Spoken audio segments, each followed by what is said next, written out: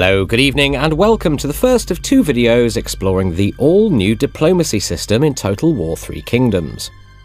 Our aim this time around is to revolutionise diplomacy, enabling players to influence, befriend, coerce and extort other factions in deeper and more powerful ways. The Three Kingdoms period of Chinese history is an age of personalities, and each faction is defined by the personality of the warlord who leads it. Indeed, if you have an existing diplomatic treaty with a warlord and he dies, handing the reins to his heir, who perhaps doesn't like you quite as much as his father, your diplomatic relationship with them can change significantly. Here we're in the early stages of a campaign playing as Liu Biao. A governor and gentleman of the Han Dynasty, he begins the campaign with the province capital of Xiangyang under his control. Not a significant territorial holding by anyone's standards, and with no farms of his own, food income, which is crucial to public order and military provisioning, will soon become an issue.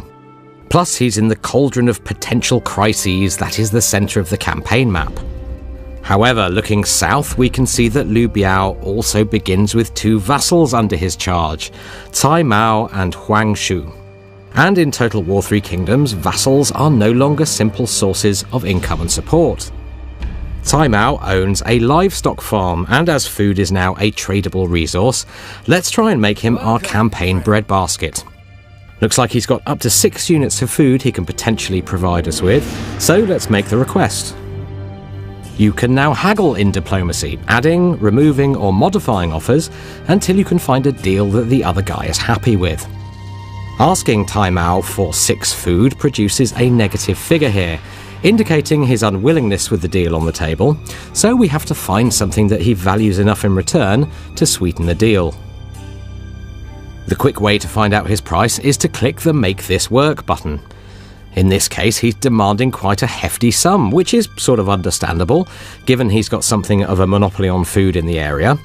But it's quite a sum to sign up to this early in the campaign, so let's try and find something else that might satisfy him. Elsewhere, you can see that there's quite a raft of new treaties, deals and options available. Anything that's impossible to offer or demand in the current negotiation is greyed out, and certain options won't become available until your faction rank advances.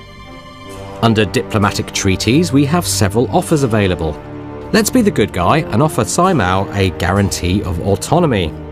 Now, this is a promise that we'll never annex his faction into our own, but this is not something to take lightly.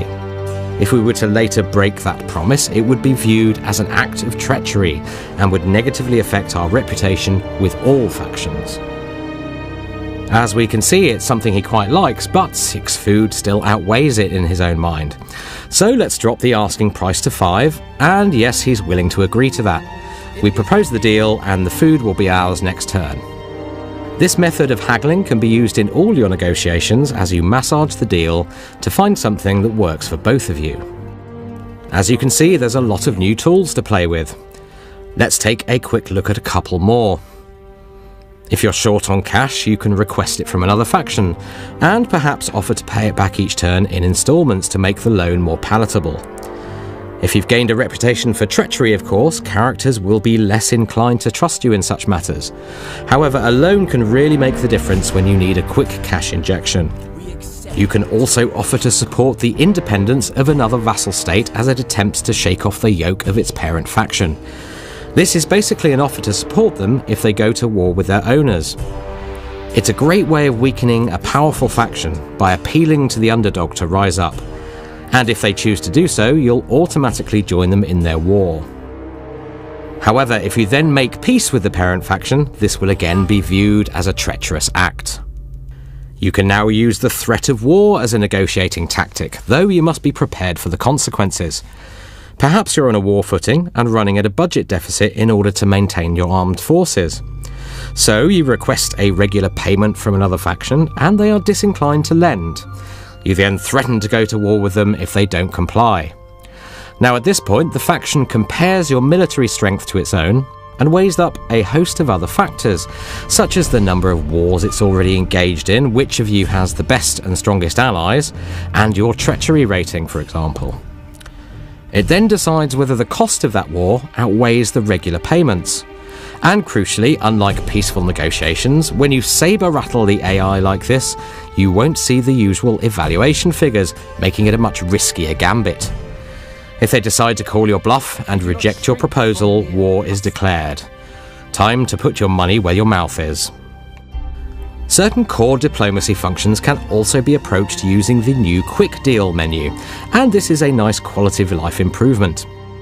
If we select non-aggression pacts, for example, we can see all the known factions who are capable of entering into such an agreement with us, colour-coded by who definitely will, who might, and who definitely won't. You can swiftly set up a host of agreements via the Quick Deal menu, and you can still haggle in order to fine-tune deals with those maybes. Okay, we'll leave Liu Biao to carve out his fledgling empire for now, but in short, diplomacy in Total War has changed enormously. With so many more levers to pull, chips to barter, and with a superfine level of control, a dedicated diplomat can engineer situations which were simply not possible before.